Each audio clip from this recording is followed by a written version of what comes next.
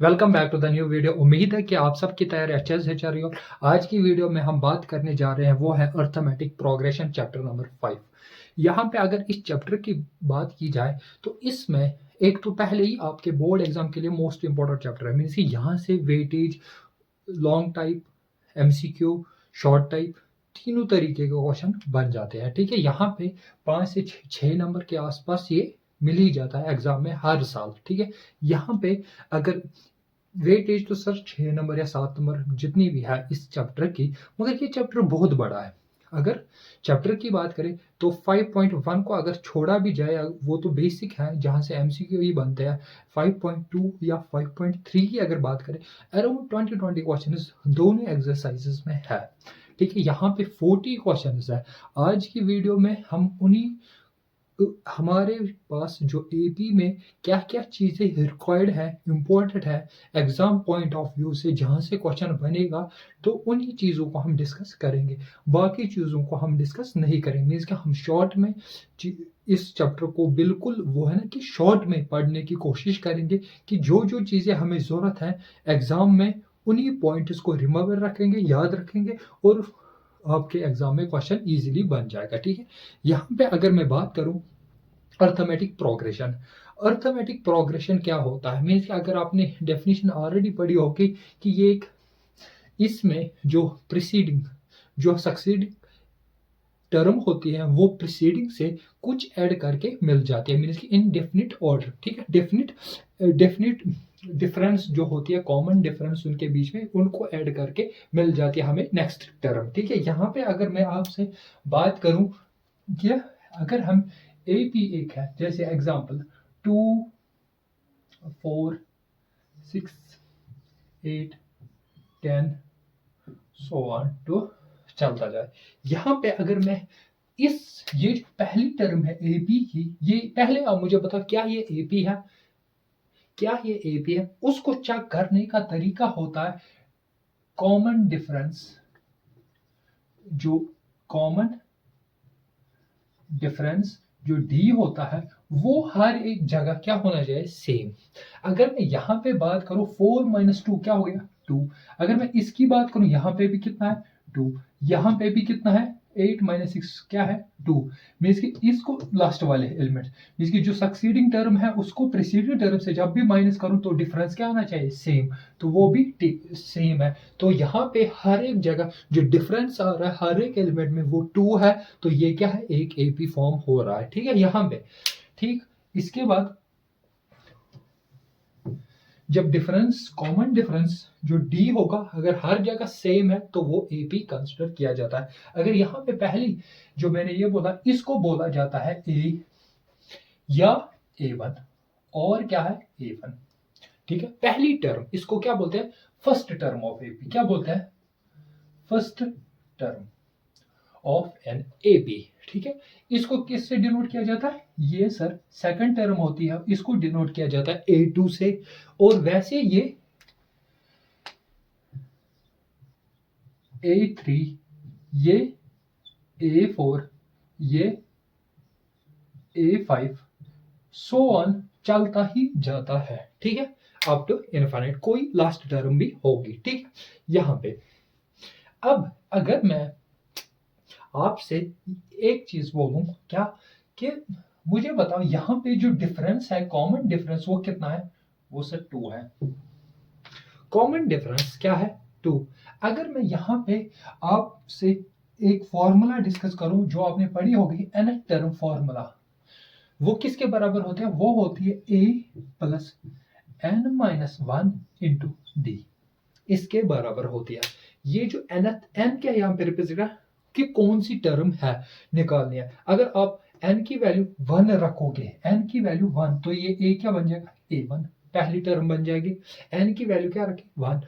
तो यहाँ पे 1 रखने से a हो गया a, प्लस n की वैल्यू 1 रखने से 1 - 1 into D, 1 - 1 into D, D की वैल्यू इस एपी के लिए कितना है? 2। 1 - 1 क्या हो गया? 0। मीन्स कि ये टर्म क्या हो जाएगी? Complete cancel. तो A1 जो है, A1 किसके बराबर निकल के आ गया? A के बराबर। इसीलिए मैंने क्या बोला यहाँ पे, इसको या तो डिनोट किया जाता है A से या तो A1 से, ठीक है, क्योंकि यहाँ पे A1 इक्वल टू A आ गया। ठीक, अगर मैं इसके बाद नेक्स्ट टर्म की बात करूं, किसकी नेक्स्ट टर्म A2 मैं लिख सकता हूं A प्लस n की जगह क्या रखना पड़ेगा, 2 माइनस 1 इंटू डी की जगह 2। ठीक है, यहाँ पे A की जगह A प्लस ये हो गया 1, ये हो गया 1, 1 इंटू 2 हो गया 2, 2d। सॉरी, यहाँ पे अगर हम इसको फिलहाल डी रखेंगे, वैल्यू पुट नहीं करेंगे, तो ये क्या निकल के आ गया, ये आ गया sir D. A2 comes out to be A plus D. A2 क्या निकल के आ रहा है, अगर मैं सिमिलरली आपसे पूछूं A3 मुझे बताओ क्या निकल के आ गया, वो आएगा sir A plus 3 minus 1 into D, तो वो आ रहा है A प्लस 3 माइनस 1 2d। आपको एक पैटर्न दिख रहा होगा क्या, कि सर यहां पे जब हमने A1 की बात की वो था A के बराबर, ठीक है, उसके बाद A2 की बात करी, 2 की बात करें तो वहां पे D आ रहा है, अगर A3 की बात करें वहां पे 2D आ रहा है। अगर मैं ऐसे ही सिमिलरली A3 की A4 की बात करूं अब, तो उसमें क्या आएगा सर, उसमें सर डायरेक्ट ये नहीं आ सकता A प्लस, अगर यहाँ पे 2 था अब क्या आएगा 3D। फिर अगर मैं A5 की बात करूं आपसे, वो किसके बराबर होगा, A प्लस 4D। A6 की बात करूं वो A प्लस 5D। ठीक है, ये जो हम लिख रहे हैं हर एक टर्म को, तो वो किसके बराबर होता है, A प्लस 5, मीन्स कि D को देखो, अगर 6 वाली टर्म निकालनी है, 6 वाली टर्म निकालनी, तो आपको क्या करना पड़ेगा, D को क्या रखना पड़ेगा 5, उससे एक कम। 5 वाली टर्म निकालिए तो D को क्या करना है, एक कम, 4 होता है। क्यों, वो होता है n-1 की वजह से, ठीक है, वहां पे n-1 है फॉर्मूला में, n टर्म का भी फॉर्मूला आपको पता चल गया है। ठीक है, इसके बाद एक चीज जो मैं आपसे बताना चाहता हूं, जो AP में याद होनी चाहिए हमेशा, क्या सर, एक जो हमने अभी चैप्टर किया पेयर ऑफ लीनियर इक्वेशन, ठीक है, पेयर ऑफ लीनियर इक्वेशन, मैंने एक बात बोली थी आपसे कि अगर आपके इक्वेशन में एक वेरिएबल हो तो कितनी इक्वेशन लगती है सॉल्व करने के लिए। अगर आपके पास एक वेरिएबल हो, ठीक है, उसकी वैल्यू अगर निकालनी हो तो आपको कितनी इक्वेशन जरूरत होती है, तो सॉल्व करने के लिए एक इक्वेशन। ठीक है, एक वेरिएबल हो तो एक इक्वेशन, अगर दो वेरिएबल हो तो कितनी इक्वेशन लगती है सॉल्व करने के लिए, तो दो इक्वेशन लगती है सॉल्व करने। ये चीज आपको ऑलरेडी मैंने बताई है लास्ट वीडियो में। ठीक है, यहां पे अगर अब हम स्टार्ट करेंगे किसको, इसी AP के कुछ क्वेश्चंस जो इंपॉर्टेंट रहेंगे। यहाँ पे अगर मैं आपसे 5.2 एक्सरसाइज, पहला question, fill in the blanks in the following table given that A is the first term, D is the common difference, AN is the nth term of an AP, then पहला part अगर आप देखोगे वहां पे A की value है 7, आपके पास D की वैल्यू है 3, और आपको N दिया है 18, और आपसे पूछा है AN पूछा है, या आपसे A18 एक हिसाब से पूछा है, A18, N की वैल्यू क्या रखोगे A। अगर मैं आपसे पूछूं इसमें बताओ A18 कितना होगा, वो किसके बराबर होगा, वो होगा A प्लस, अभी मैंने बताया वो क्या होता है 17D।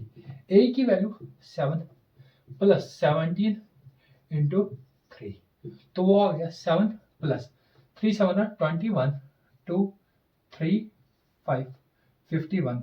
ठीक है, 51 प्लस 7 हो गया 58। यहाँ पे जो 18th टर्म है उसकी वैल्यू कितनी है सर, इतनी। अगर आपको मैं पूछूं 20th टर्म, वो आप बता सकते हो। ठीक है, इसके बाद अगर मैं सिमिलरली आपसे एक क्वेश्चन और पूछूं, कौन सा वाला पार्ट, एक सेकंड, जो थर्ड वाला सेकंड वाला पार्ट ही देखो। सेकंड वाला पार्ट में ए की वैल्यू है इस टाइम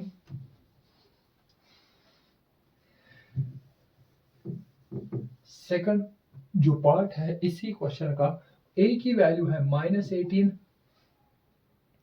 डी की वैल्यू नहीं दी है, आपसे पूछी है, एन की वैल्यू है इस टाइम 10 अब, और आपसे ए एन की वैल्यू दी है, मीन्स कि A10 की एक सबसे वैल्यू दी है वो कितनी है 0। A10 इसका मतलब होता है A10 वो है 0। ठीक है, आपसे पूछा है डी, आपको कितने वेरिएबल्स है यहाँ पूछे निकालने हैं। सर एक वेरिएबल की वैल्यू निकाल, कितनी इक्वेशन लगेगी सॉल्व करने के लिए, एक इक्वेशन। वो कैसे बनाओगे सर, इससे मैं बना सकता हूँ इक्वेशन। सर ये जो A10 है अगर ये 0 है ये तभी बनेगा वो जब a plus 9d equal to 0 होगा। ठीक, अब a की जगह क्या है -18 प्लस 9 इंटू डी की जगह क्या है d निकालना है इक्वल टू 0। ठीक है, यहाँ पे 9d इक्वल टू ये उधर जाने का +18, d की वैल्यू 18/9 इक्वल टू 2। यहाँ पे कॉमन डिफरेंस कितना आ रहा है 2। ठीक है, इसी टाइप से ये सारे पार्ट हो जाएंगे। ठीक है, बिल्कुल आपको इसी टाइप से ये सारे पार्ट्स करने हैं। ठीक है, अगर ऐसे ही क्वेश्चन नंबर 2, ठीक है, क्वेश्चन नंबर 2 भी ऐसे ही, क्वेश्चन नंबर 3 में फिर से fill in the blanks type question है। ठीक है, अब मैं यहाँ पे वो क्वेश्चन डिस्कस करूंगा जो मोस्ट इंपॉर्टेंट रहेंगे बोर्ड एग्जाम के लिए। ठीक है, यहाँ पे जो क्वेश्चन मैं ले रहा हूँ question number 5, most important question, find the number of terms in each of the following AP. हमारे पास एक एपी दिया है, नहीं 5 नहीं, क्वेश्चन नंबर 6 आप देखो, 5 तो बिल्कुल बेसिक है। ठीक है, अगर मैं इसको भी दिखाऊं आपको कि एक पार्ट हम कर लेते हैं क्वेश्चन नंबर 5 का, थोड़ा और अंदाजा लगेगा कि आपको ये एपी के क्वेश्चंस कैसे सॉल्व करने होते हैं। ठीक है, अगर मैं क्वेश्चन नंबर 5 का पहला ही पार्ट डिस्कस करूं, उसमें एक एपी दिया है हमें 7, 13, 19, 20 डैश डैश डैश 205। ये एक एपी दिया है, हमें पूछा गया है कि find the number of terms in each of the following AP. हमें बोलना है कि टोटल कितनी नंबर ऑफ टर्म्स है। यहाँ पे अगर मैंने क्या बोला, ये जो है a इक्वल टू 7 है, a2 किसके बराबर है 13, a3 किसके बराबर है 19, और ये क्या है, ये जो है ये लास्ट टर्म है या an जिसको हम बोलते हैं। ठीक, खत्म। अगर मैं कॉमन डिफरेंस की यहाँ पे बात करूं वो क्या होती है, a2 माइनस a, वो कितना हो गया 6। अगर आप इसको भी देखोगे वो तब भी 6 आ रहा है, कॉमन डिफरेंस यहाँ पे 6 है। तो आपसे पूछा है n की वैल्यू, नंबर ऑफ टर्म्स। यहाँ पे आपसे किसकी वैल्यू पूछी है, नंबर ऑफ टर्म्स। तो एक वेरिएबल की पूछी है तो एक इक्वेशन चाहिए, आपको पता है an जो 205 है वो होगा बराबर a plus n-1 into D equal to 205। ठीक है, बस यहाँ पे a नोन है वो 7 है, प्लस n-1 क्योंकि n की वैल्यू निकालनी है, इंटू डी की वैल्यू अभी हमें पता चली वो 6 है। यहाँ पे n-1 इंटू 6, वो उधर 205 माइनस क्या हो जाएगा 7, तो वहां से n-1 इक्वल टू इनको माइनस करके 198 divide by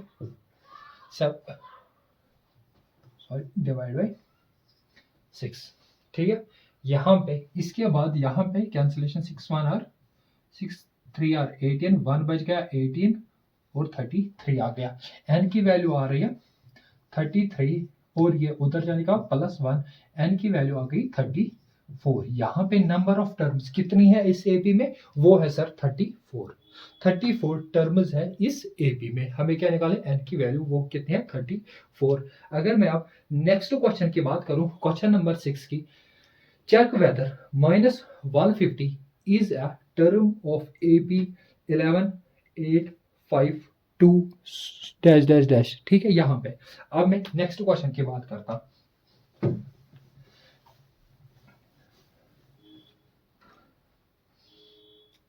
question number 6 important mark करके रखो, और इसके साथ सेम पैटर्न पे एक एग्जांपल भी है, वो भी आप देख लेना कौन सी है, ठीक है। सेम पैटर्न पे चेक वेदर -50 क्या इस एपी में है कि नहीं। क्या एपी है? 11 8, उसके बाद 5 2 सो ऑन। तो आपको चेक करना है किसका? -150 -150 क्या इस एपी में लाई करता है कि नहीं, ठीक है। अब यहाँ पे ए की वैल्यू क्या है सर? ये है ए, ये है A2, ये है A3, ये है A4। डी की वैल्यू होती है A2 माइनस ए या A3 माइनस, मीन्स के किसी भी टर्म को आप ले सकते हो। A4 माइनस ए किसी भी, यहाँ पे कितना आ रहा है कॉमन डिफरेंस? वो आ रहा है सर 8 माइनस ऑफ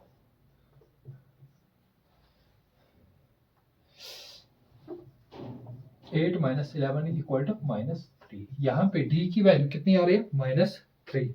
जैसे आपको डी की वैल्यू मिल गई कितनी?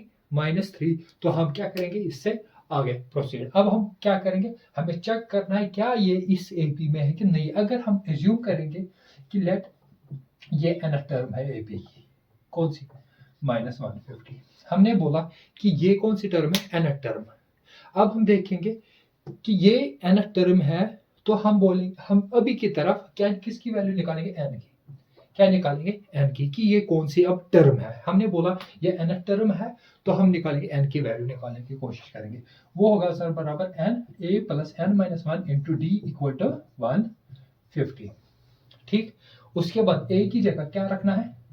11 प्लस n माइनस 1, n निकालना है, d की वैल्यू -3 इक्वल टू 150, ठीक। उसके बाद यहाँ पे n minus 1 into -3 equal to 150, और ये उधर जाने के बाद -11, तो इनको माइनस करो आप, तो वो हो रहा है 139। यहाँ पे n माइनस 1 और ये -3 उधर जाने के बाद डिवाइड -3, तो n माइनस 1 इक्वल टू, यहाँ पे ये क्या आ रहा है? एक वैल्यू है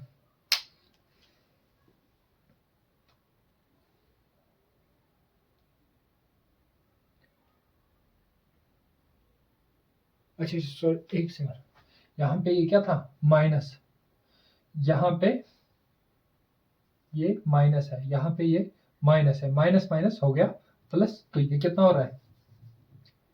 161, मगर साइन रहेगी माइनस की, तो ये हो गया -3, ये गया कैंसल। उसके बाद 161/3, n की वैल्यू क्या निकल के आ गई? n इक्वल टू 161/3, वो माइनस उधर जाने का प्लस, n की वैल्यू आ रही है, यहाँ क्रॉस मल्टीप्लाई करो, 161 प्लस 3 डिवाइड बाई 3, तो n की वैल्यू आ रही है 164 डिवाइड बाई 3।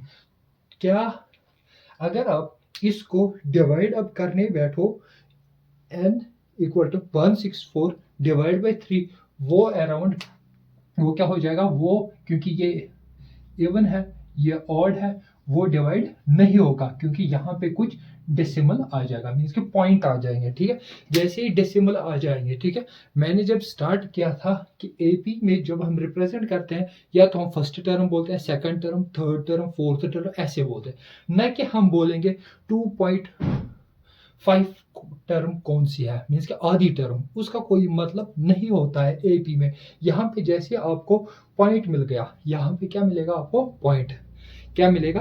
पॉइंट। तो अगर मैं इसकी बात करूं भी, तो वो होगा 5, ये हो गया 1, ये हो गया 14, ये हो गया 3 पॉइंट कुछ मिल जाएगा, ठीक है। 53 पॉइंट कुछ मिल जाएगा, मीन्स कि आप नहीं बोल सकते 53.2 वाली टर्म क्या है? -150, नहीं, ऐसा नहीं बोल सकते हैं। यहाँ पे n की वैल्यू क्या होगी? प्रॉपर एक इंटीजर आनी चाहिए थी, ठीक है। ये क्या है जो इसमें जो हमारे n will n is not a decimal. N क्या होना चाहिए? N is not a decimal. N कभी भी डेसिमल नहीं होना चाहिए। देयरफॉर क्या होगा? -150 क्या होगा? -50 is not in in this AP. ठीक है, इन एपी। तो -150 इज नॉट इन एपी, ये एपी में नहीं है। ठीक है, एन की वैल्यू क्या होनी चाहिए?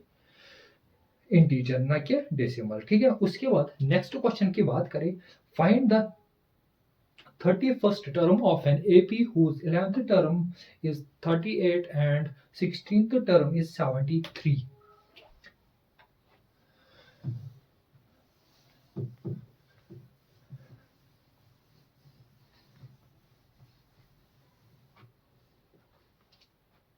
अगर मैं क्वेश्चन नंबर 7 की बात करूं, इसमें हमें क्या दिया है? हमें फाइंड करना है A31, वो किसके बराबर होगा? मुझे बताओ वो किसके बराबर होगा? सर वो होगा बराबर A+30D के। अब आपको उसके लिए कितने वेरिएबल्स निकालने हैं? 2, ए और डी। कितनी इक्वेशन लगेगी? 2। देखो अब आप क्वेश्चन को पढ़ो। 11th टर्म A11 कितनी है? उसकी वैल्यू है 38 और आपको दिया है A16 इक्वल टू 73। हाँ, 73। आपको ये दो इक्वेशंस दी है। इस क्यों दी है दो? रीजन है कि आपको दो वेरिएबल्स हैं, दो इक्वेशंस की नीड होती है। क्वेश्चन को इसीलिए बनाया जाता है कि आपको उसका सॉल्यूशन पता चले। ठीक है, यहाँ पे अगर मैं इसको लिखूं, मैं ऐसे लिख सकता हूँ A+10D इक्वल टू 38 और इसको मैं क्या लिखूं? A+15D equal to 73। अब आप कौन सा मेथड यूज करोगे यहाँ पे? यहाँ पे सर वेरिएबल्स का कोएफिशिएंट बराबर है तो कौन सा मेथड यूज होगा? एलिमिनेशन मेथड यूज करो, क्योंकि वही सबसे तरीका। सब्स्टिट्यूशन भी कर सकते हो, वो थोड़ा लंबा पड़ जाएगा। बेटर क्या रहेगा? एलिमिनेशन करो। सर एलिमिनेशन करने के लिए जैसे हम वेरिएबल्स का कोएफिशिएंट्स बराबर कर, उसके बाद या तो हम ऐड करते हैं या तो हम सब्ट्रैक्ट करते हैं। सब्ट्रैक्ट कब करना पड़ता है? जब उनके साइन को क्या करना पड़े? चेंज। यहाँ पे प्लस प्लस है तो कैंसिल नहीं होगा, वो तभी होगा जब हम क्या करेंगे? यहाँ पे सब्ट्रैक्ट। जैसे मैंने यहाँ पे सब्ट्रैक्ट लिखा, ये हो गया माइनस माइनस माइनस, प्लस का क्या हो जाएगा? माइनस। तो ये क्या हो गए? ये दो टर्म हो गया।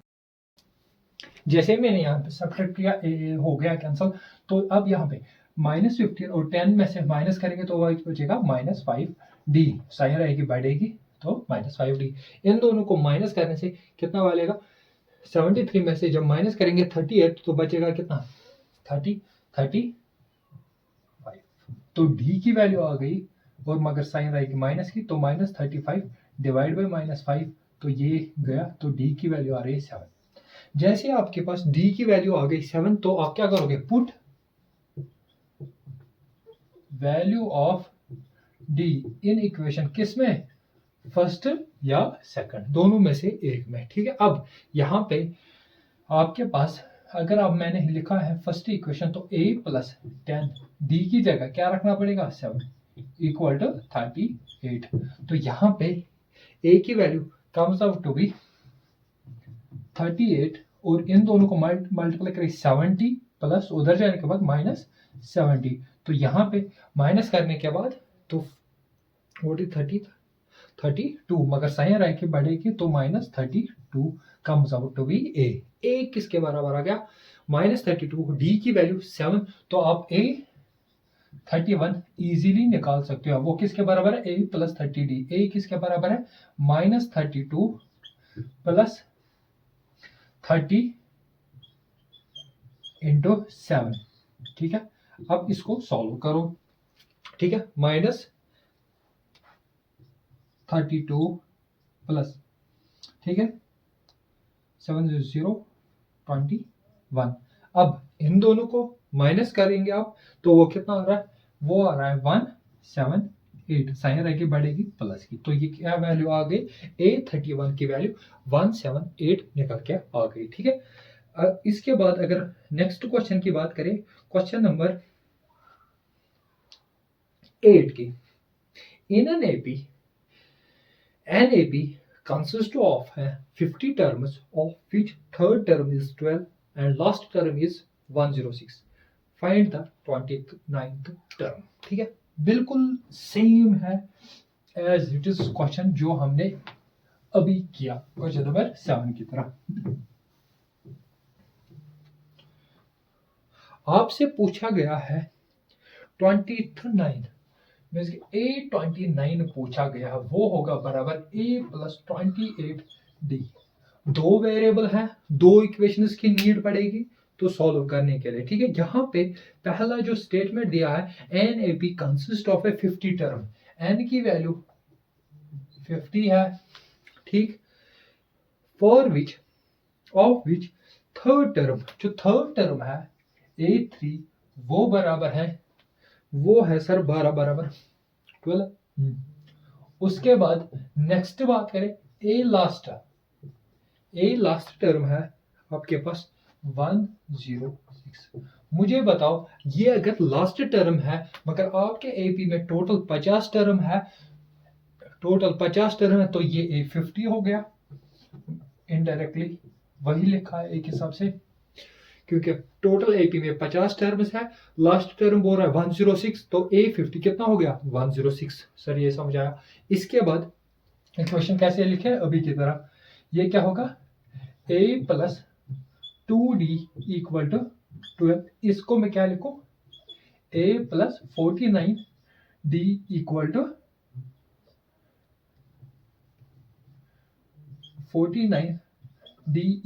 106। कौन सा मेथड यूज करें यहाँ पे, सब्स्टिट्यूशन भी कर सकते हैं, एलिमिनेशन की भी करेंगे। बेटर कौन सा रहेगा, एलिमिनेशन। वेरिएबल्स को कैंसिल करना है तो उसके लिए क्या करना पड़ेगा, यहाँ पे सब्ट्रैक्ट। जैसे सब्ट्रैक्ट लिखे माइनस माइनस माइनस, तीनों का साइन प्लस है तो क्या किस में चेंज हो जाएगा, माइनस में, तो ए हो गया खत्म। इसके बाद यहाँ पे ये -49 है प्लस 2D है, तो आंसर क्या आएगा -47D। उसके बाद यहाँ पे 106 माइनस में है, प्लस है 12, तो इन दोनों को माइनस करने से कितना वैल्यू आ रहा है, वो आ रहा है, ये हो गया 94, मगर किस साइन के साथ, माइनस साइन के साथ। ठीक है, माइनस माइनस हो गया, डी की वैल्यू आ रहे हैं 94 डिवाइड बाई 47, तो डी की value comes out to be 2। सीधा ही यहाँ पे डी की वैल्यू क्या निकल के आ गया, कॉमन डिफरेंस हमें डी 2 निकल के आया। अब put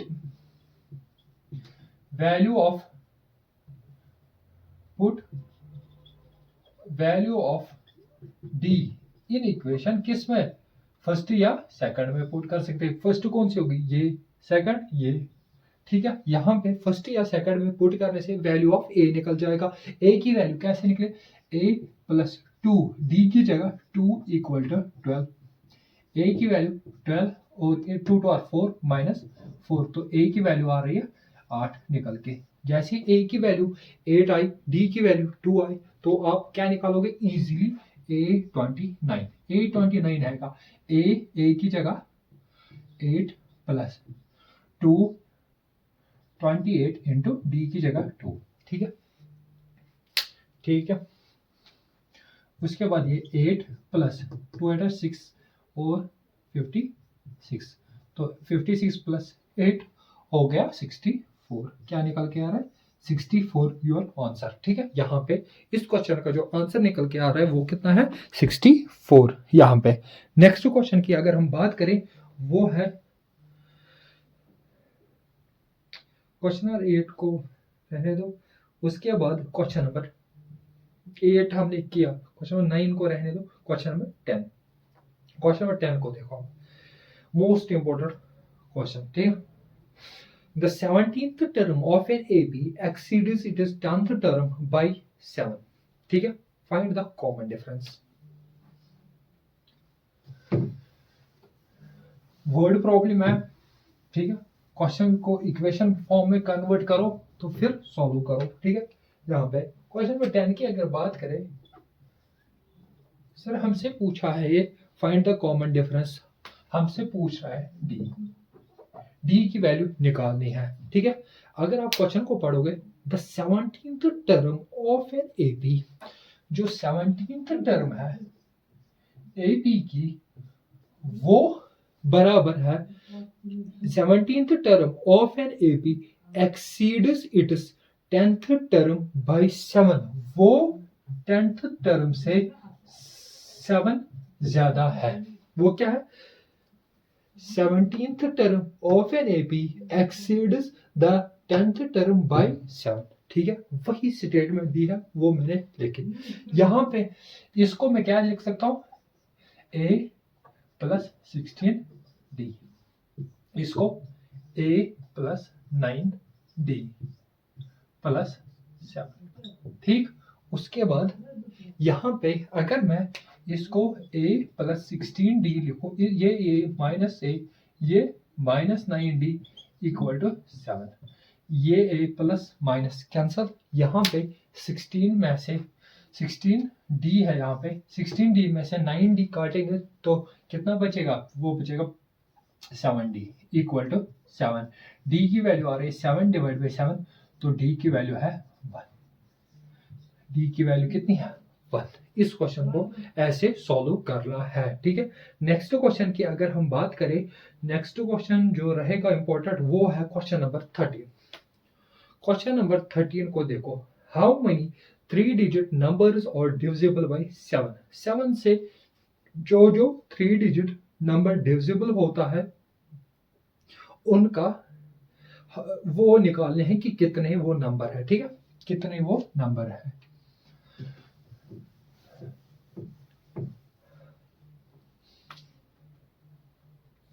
question number 13, question number 13 की अगर हम बात करें तो इसमें आपसे पूछा है 3 digit number which are divisible by 7। 7 से जो डिविजिबल होगा, अगर मैं पहले नंबर की बात करूं, अगर आप चेक करो, वो हो रहा है 105। 3 डिजिट, 2 डिजिट तो है, 2 डिजिट कौन सा है? पहला 14।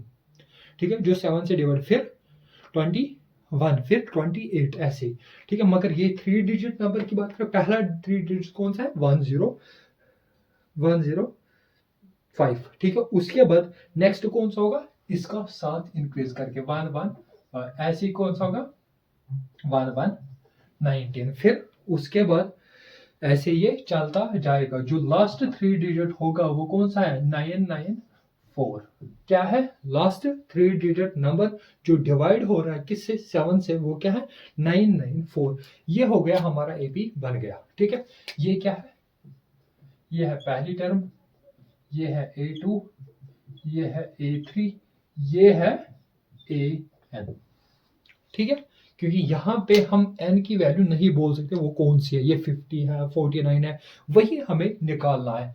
जितने यहाँ पे ये लास्ट टर्म है, इसी n की वैल्यू क्या निकालनी है। अगर अब इसी n की वैल्यू निकालनी है, ये हमने इससे पहले अब ऑलरेडी क्वेश्चन किया है सर। AN अगर बराबर है 994 के, वो होता है बराबर a plus n minus 1 into D equal to 994। ठीक, इसके बराबर होता है। यहाँ पे अगर मैं d की बात करूं, d किसके बराबर? इसको माइनस करके वो कितना होगा? 7।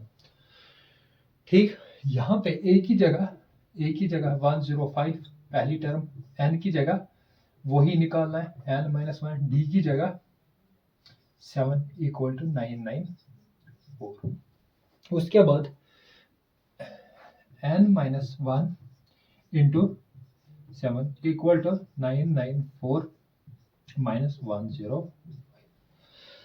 उसके बाद अगर मैं यहाँ पे n minus 1 into 7 equal to, इन दोनों को माइनस जब हम करेंगे तो वो किसके बराबर निकलेगा? वो निकलेगा 889। उसके बाद ये 889, ये 7 क्या जाएगा उधर डिवाइड में।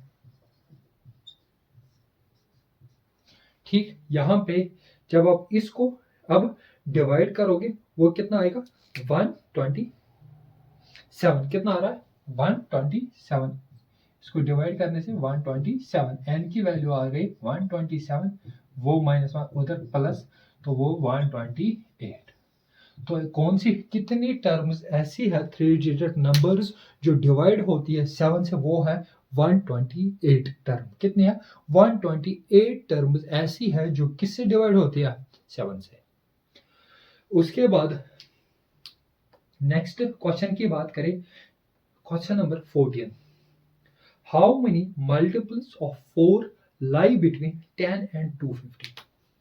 ठीक, अब ये सिंपल क्या बोल रहा है कि इन शॉर्ट मल्टीपल्स का भी मतलब होता है क्या कि वो उसके टेबल में आने चाहिए। किसके टेबल में? 4 के। मगर कौन से हैं? अच्छा, कहां कहां से बीच में है? 10 और 250 के बीच में। मुझे बताओ, पहली जो टर्म है जो 4 के टेबल में है वो है 12, फिर 16, फिर 20, फिर सो ऑन, फिर लास्ट पे 240। एक सेकंड, जो लास्ट वाली टर्म है वो कितनी होगी? 248, क्योंकि 250 नहीं होगा, 249 नहीं होगा, 248 होगा। ठीक है। अब ये क्या है? ये है A2, A3, ये क्या है? AN। ठीक है। इसके बाद अगर यहाँ पे D की बात करूं, इन दोनों का डिफरेंस 4, खत्म। उसके बाद अगर मुझे पता है AN है बराबर 248, मुझे N की वैल्यू निकालनी है, वो होगा बराबर A plus N minus 1 into D equal to 248। यहाँ पे N माइनस 1 इंटू D की जगह क्या रखना पड़ेगा, और A की जगह क्या है? 12, D की जगह 4 equal to 248।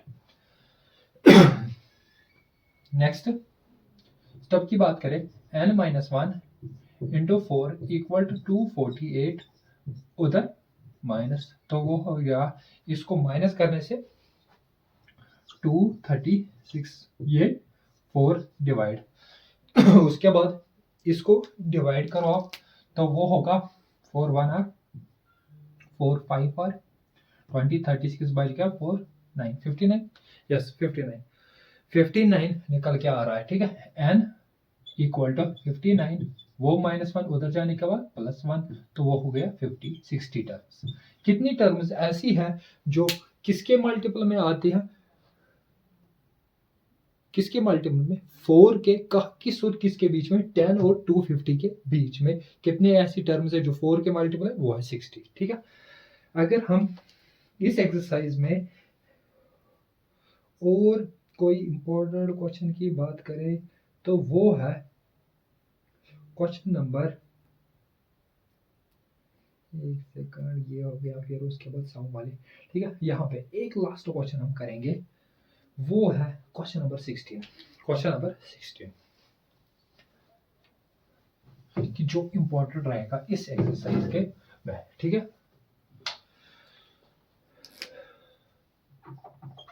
Question number 16, question number 16 में determine the AP whose third term is 60 and 70 term is. अच्छा ठीक है, आपसे पूछा है क्या?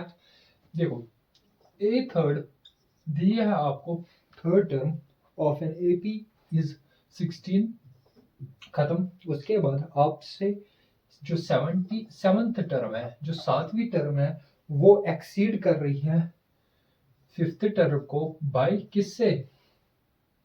बाय 12 से। ठीक है। जो 7वीं टर्म है वो एक्सीड कर रही है किसको? 5th टर्म को बाय 12। ठीक है। वो हमने लिखा। मैं इसको लिख सकता हूं क्या? a प्लस 6d, इसको क्या लिखूं? a plus 4d plus 12। ठीक। उसके बाद ये a हो गया कैंसिल, यहाँ पे बच गया 6d minus 4d equal to 12। यहाँ पे इन दोनों को minus 2d equal to 12। d की वैल्यू आ रही है 12 divide by 2 equal to 6। d की वैल्यू कितनी आई? 6। जैसे आपके पास d की वैल्यू निकल के आ गई। ठीक है। अब आप a निकालना है, क्योंकि आपसे कौन सा क्या पूछा है, एपी फॉर्म करो, ठीक है। आपसे पूछा है डिटरमाइन द एपी, एपी निकालना है, ठीक है। उसकी पहली टर्म लिखनी है, दूसरी, तीसरी, ऐसे 2-3 टर्म लिख के छोड़ दो, ठीक है। यहाँ पे अब मैं यहाँ पे आऊंगा कि A3 इसने बोला है, वहीं से वो 16 है, अगर वो तभी पॉसिबल है, वो ऐसे लिखा जाएगा, ठीक। A+2 D की जगह 6 इक्वल टू 16, A की जगह इन दोनों का 12 इक्वल टू 16, तो A की जगह 16 माइनस 12, तो A comes out to be किसके बराबर है, A इक्वल टू 4। A किसके बराबर आ रहा है, 4। A भी निकल के आ गया, D भी निकल के आ गया। आप A B इजीली फॉर्म करोगे। पहला टर्म 4 A1 या जिसको A बोलते हैं, A2 किसके बराबर है, A प्लस D, A की जगह 4 प्लस D की जगह 6 हो गया 10, सेकंड टर्म। फिर थर्ड टर्म किसके बराबर, A3 A प्लस 2D, वो तो वहीं से दी है, वो लिखने की भी जरूरत नहीं है, A3 इसने वहीं से दी है, वो कितनी है, वो है 16। अब A4 किसके बराबर होगा, 16 में से 6 को ऐड करना है, तो कितना हो गया, 24। उसके बाद क्या होगी, A5 इक्वल टू 30। ऐसे ये AP एक फॉर्म हो गया, ठीक है। ये AP बन गया हमारा, ठीक है। यहाँ पे आज की वीडियो में हम यहीं तक इसको कवर अप करेंगे AP को, ठीक है। ये हमने पहले तो बेसिक इंट्रोडक्शन देखा कि क्या क्या रिक्वायर्ड है चीज़ें हमें AP में। उसके बाद हमने क्या देखा, उसके 5.2 के मोस्ट इंपॉर्टेंट क्वेश्चंस जो आने की प्रोबेबिलिटी रखते हैं, ठीक है। नेक्स्ट वीडियो में इसी के बारे में फिर से डिस्कशन होगा, मगर एक्सरसाइज रहेगी 5.3 जो अब सम वाली एक्सरसाइज मीन्स कि जो इसमें समेटिव वाली फॉर्मूला लगती है, ठीक है। यहाँ पे thank you for watching this video, thank you.